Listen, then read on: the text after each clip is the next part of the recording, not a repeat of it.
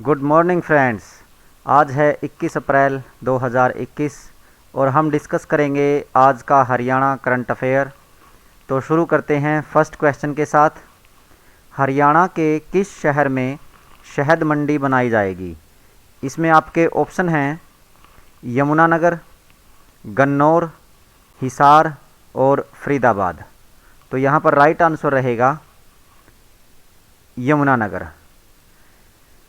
हाल ही में कृषि मंत्री द्वारा घोषणा की गई है कि यमुनानगर में शहद उत्पादन करने वाले किसानों की सुविधा को देखते हुए एक शहद मंडी बनाई जाएगी। तो अब डिस्कस कर लेते हैं हरियाणा के मैप में यमुनानगर के बारे में। हरियाणा के मैप में ये है यमुनानगर डिस्ट्रिक्ट, जिसमें 4 विधानसभा सीट हैं। रादौर है, यमुनानगर है, सढौरा है और जगाधरी है। 4 विधानसभा सीटों में से जो सढौरा सीट है ये रिजर्व सीट है। यहाँ से विधायक हैं रेणुबाला, जगाधरी से हैं कंवरपाल और यमुनानगर से हैं घनश्याम दास। रादौर जो सीट है वहाँ से हैं विधायक बिशन लाल। जो लोकसभा की संसदीय सीट है वो है अंबाला, जिसके अंतर्गत यमुनानगर डिस्ट्रिक्ट आता है। ये एक रिजर्व सीट है अंबाला और यहाँ से जो सांसद हैं वो हैं रतनलाल कटारिया। यमुनानगर की स्थापना हुई थी 1 नवंबर 1989 को। इसको पेपर सिटी और मछियारों का स्वर्ग कहा जाता है। भौगोलिक जानकारी में यहाँ पर लाल मिट्टी और दोमट मिट्टी पाई जाती है। खैर व साल के वृक्ष पाए जाते हैं। चुहारपुर आरक्षित वन है यहाँ पर।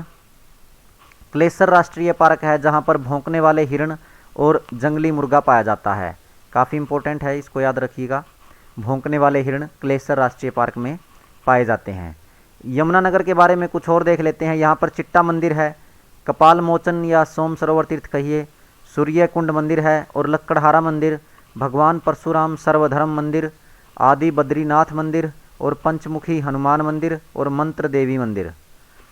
गुरुद्वारों में गुरुद्वारा कपाल मोचन, गुरुद्वारा लाखन माजरा।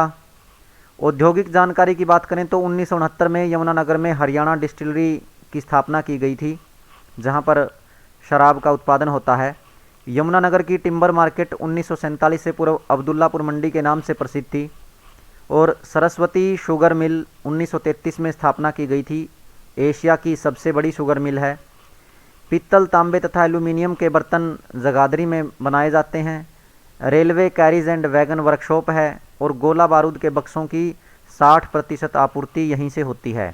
सूर्या कंपनी है यहाँ पर और बिल्ट पेपर मिल है जिसकी स्थापना 1929 में हुई थी। कुछ और फैक्ट्स देखते हैं जिनमें बिरबल का रंग महल है, यहाँ पर चनेटी का स्तूप है, नर नारायण की गुफा है, जरासंध का टीला है, टोपरा अभिलेख यहीं से मिला था और बैलगाड़ी पर बैठे संगीतकार की मूर्ति भी यहीं से प्राप्त हुई थी।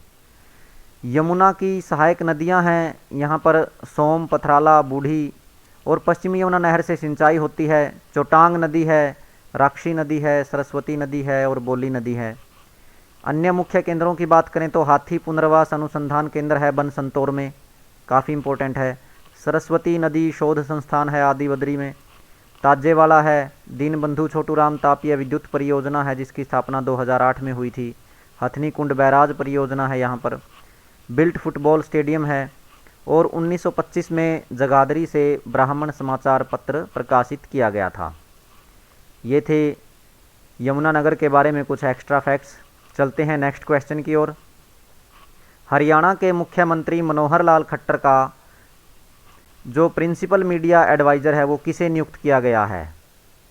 तो इसमें आपके ऑप्शन रहेंगे विनोद मेहता, राजदीप फोगाट, रामनिवास और विजय वर्धन। तो यहाँ पर राइट आंसर रहेगा विनोद मेहता। विनोद मेहता को मनोहर लाल खट्टर का प्रिंसिपल मीडिया एडवाइज़र नियुक्त किया गया है और जो राजदीप फोगाट हैं ये हैं housing board chairman. Housing board के जो चेयरमैन हैं वो हैं राजदीप फोगाट, और जो रामनिवास हैं ये हैं हरियाणा खादी ग्रामोद्योग बोर्ड के चेयरमैन, और जो विजयवर्धन हैं ये हैं हरियाणा के मुख्य सचिव, चीफ सेक्रेटरी। चलते हैं नेक्स्ट क्वेश्चन की ओर। खेलो इंडिया यूथ गेम्स 2021 के चौथे संस्करण का आयोजन कहाँ किया जाएगा? इसमें आपके ऑप्शन रहेंगे पंचकुला, अंबाला, शाहबाद या फिर तीनों। तो इसका राइट आंसर रहेगा उपरोक्त तीनों। जो खेलो इंडिया यूथ गेम्स 2021 होने हैं उनका आयोजन पंचकुला, अंबाला, शाहबाद और साथ ही साथ चंडीगढ़ और दिल्ली में भी किया जाएगा। इसके बारे में कुछ और फैक्ट्स देखते हैं।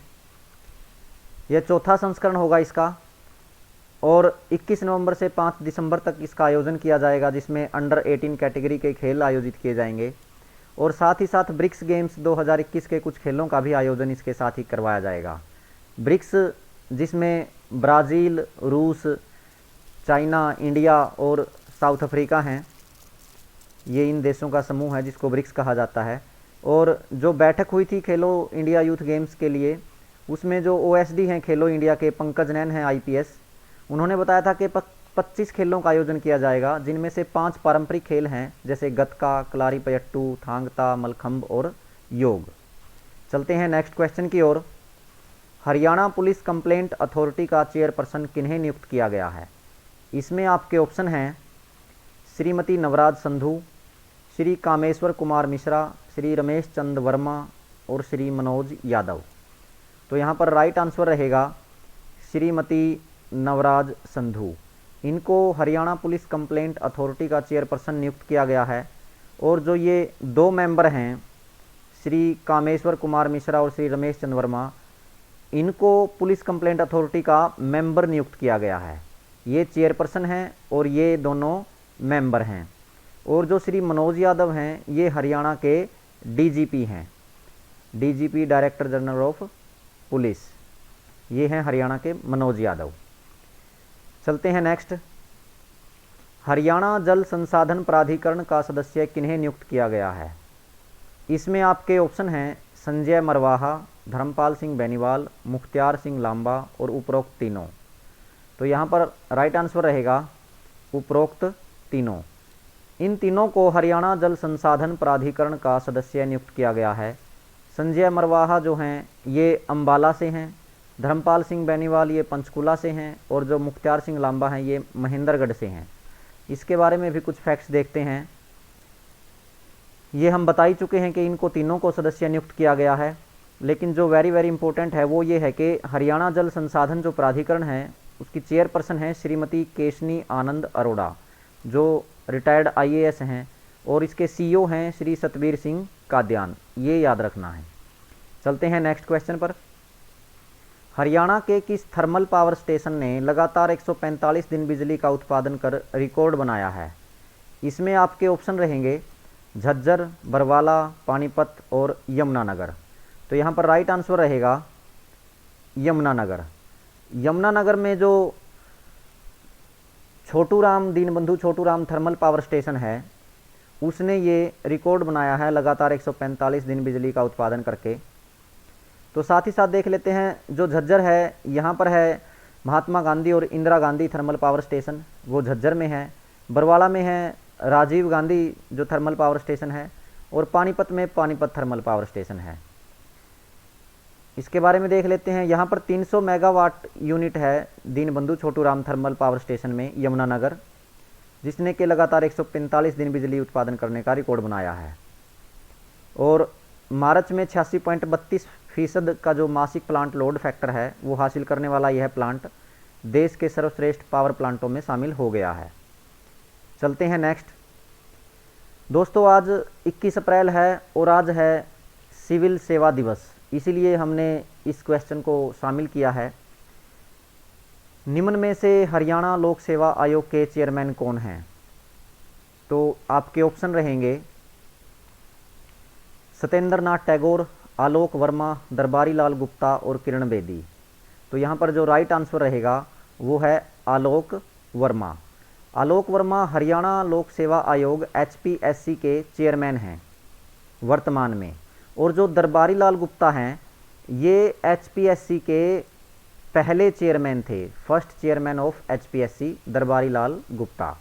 जो सत्येंद्र नाथ टैगोर हैं ये भारत में सबसे पहले सिविल जो सर्विस परीक्षा थी उसको पास करने वाले, 1863 में इन्होंने जो सिविल सर्विस परीक्षा पास की थी और इनका चयन हुआ था सत्येंद्र नाथ टैगोर जी का।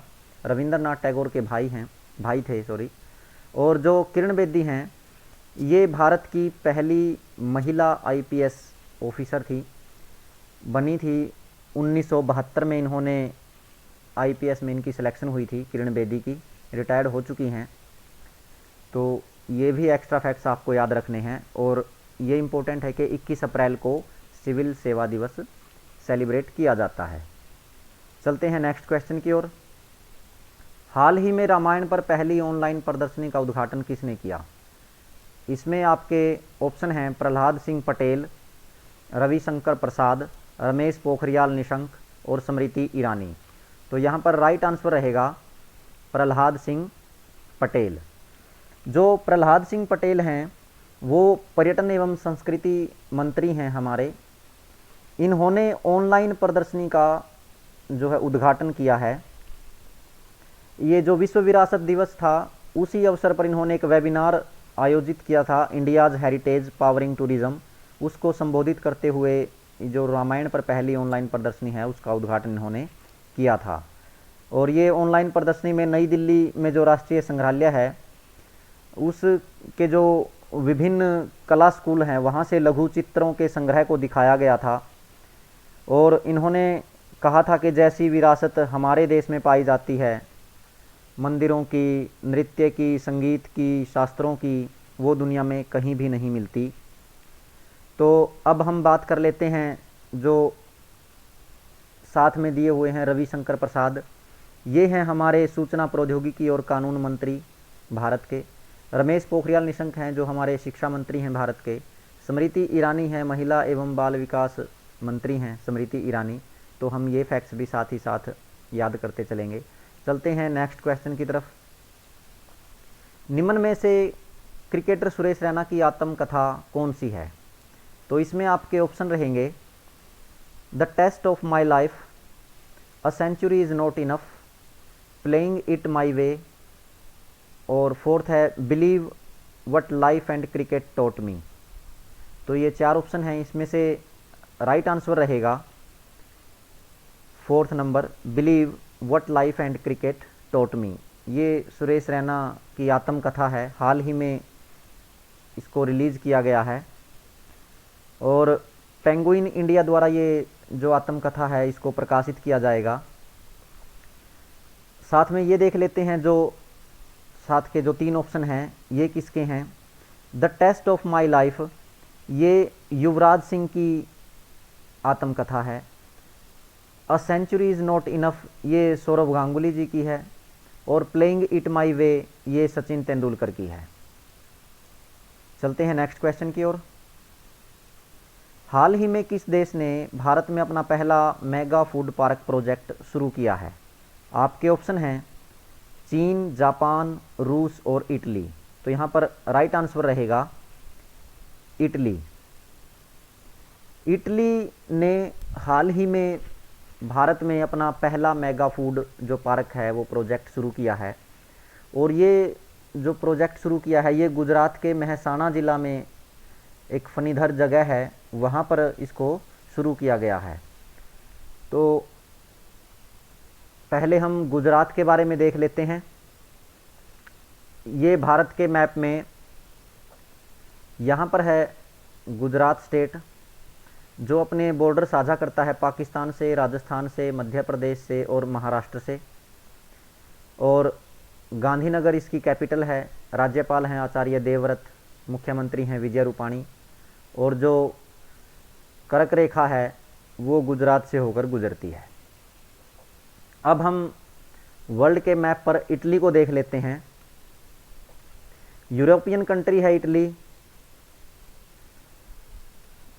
ये यहाँ पर फ्रांस के बिल्कुल साथ यहाँ पर है इटली।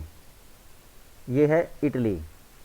और इटली की जो कैपिटल है वो है रोम, और यहाँ के जो प्रेसिडेंट हैं, राष्ट्रपति, वो हैं सर्जियो मैटरेला, और जो यहाँ के प्राइम मिनिस्टर हैं वो हैं मैरियो ड्रैगी, और जो यहाँ की करेंसी है वो है यूरो, क्योंकि यूरोपियन यूनियन का मेंबर है इटली, और इसलिए करेंसी यहाँ पर यूरो रहेगी। अब हम एक क्विक रिवीजन कर लेते हैं अपने क्वेश्चंस का, ताकि इनको याद रखने में आसानी रहे। हरियाणा के किस शहर में शहद मंडी बनाई जाएगी? यमुनानगर। हरियाणा के मुख्यमंत्री मनोहर लाल खट्टर का प्रिंसिपल मीडिया एडवाइज़र किसे नियुक्त किया गया है? विनोद मेहता। खेलो इंडिया यूथ गेम्स 2021 के चौथे संस्करण का आयोजन कहाँ किया जाएगा? पंचकुला, अम्बाला, शाहबाद, और साथ ही साथ चंडीगढ़ और दिल्ली में भी। हरियाणा पुलिस कंप्लेंट अथॉरिटी का चेयरपर्सन किन्हें नियुक्त किया गया है? श्रीमती नवराज संधू को। और हरियाणा जल संसाधन प्राधिकरण का सदस्य किन्हें नियुक्त किया गया है? संजय मरवाहा, धर्मपाल सिंह बेनीवाल और मुख्तार सिंह लांबा। हरियाणा के किस थर्मल पावर स्टेशन ने लगातार 145 दिन बिजली का उत्पादन कर रिकॉर्ड बनाया है? तो यह है यमुनानगर में दीनबंधु छोटूराम जो थर्मल पावर स्टेशन है। निम्न में से हरियाणा लोक सेवा आयोग के चेयरमैन कौन हैं? आलोक वर्मा हैं। हाल ही में रामायण पर पहली ऑनलाइन प्रदर्शनी का उद्घाटन किसने किया? तो प्रहलाद सिंह पटेल ने।